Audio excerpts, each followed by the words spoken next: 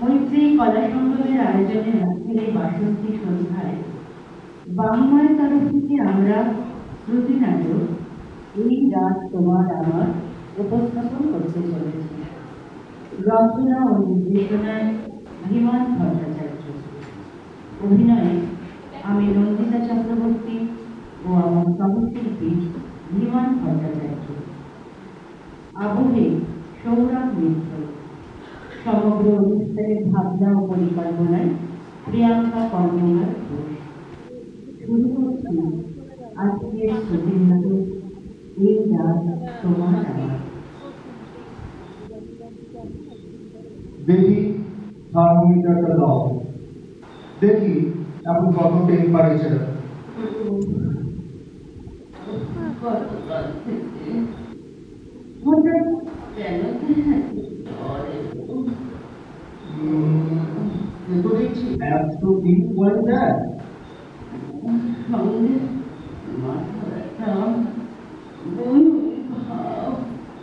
এই সকাল থেকে কটা ওষুধ খেয়েছো মন্দিরা?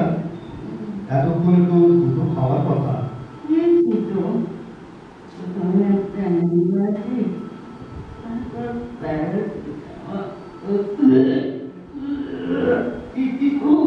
কি হলো? কি ব্যাপার?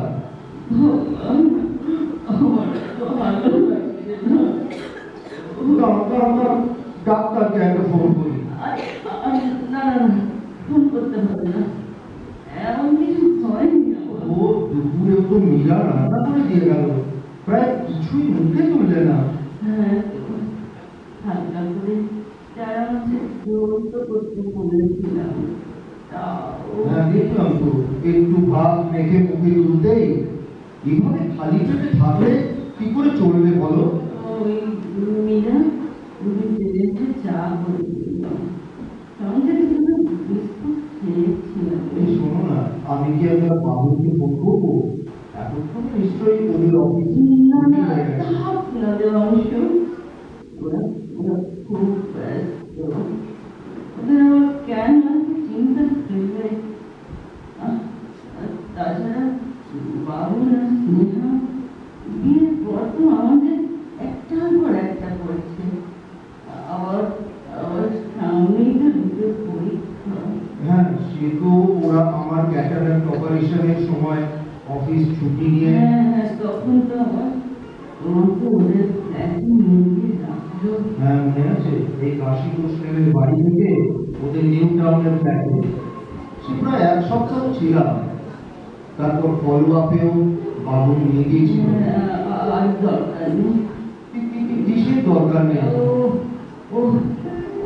ওদের ফোন করে বিরক্ত করবো না। আবার কি হলো? না, আমি ডক্টর চ্যাটার্জিকে একটা ফোন করি।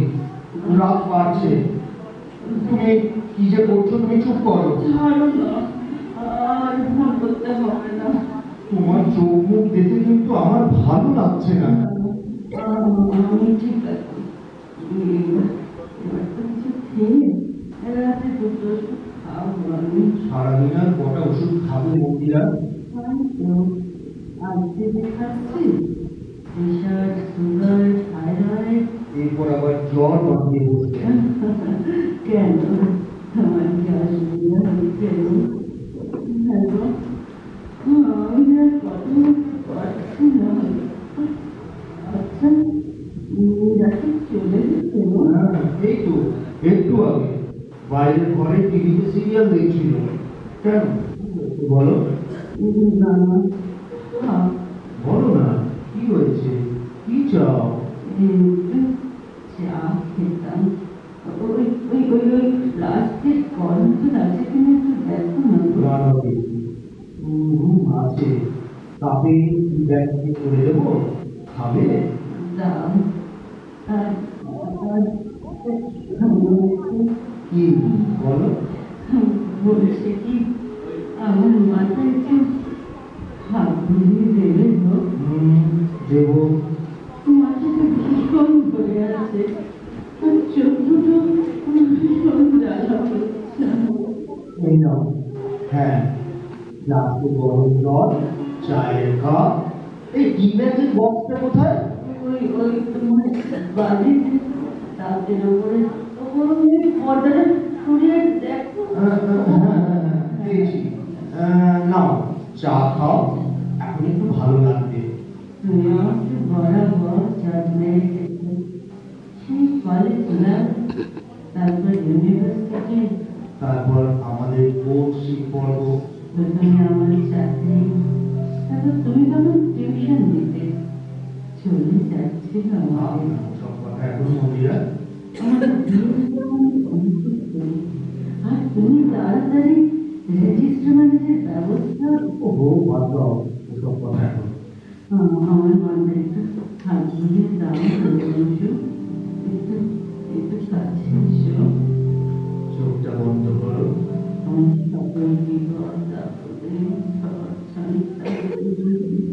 তুমিও ছিলে, আমি তখন আনএমপ্লয়েড, তুমি সংসারটা টেনেছো।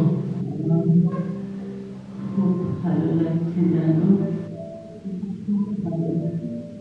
তোমার হাতে নষ্ট কেন? চোখ দুটো মোছো।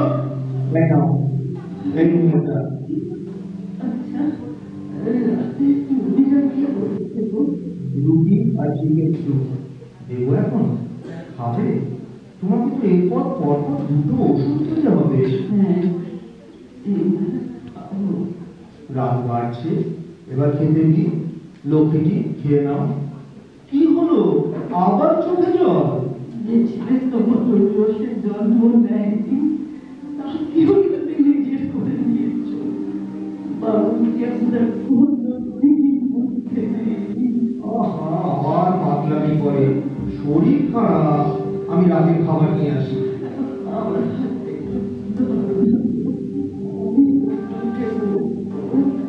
বেশ,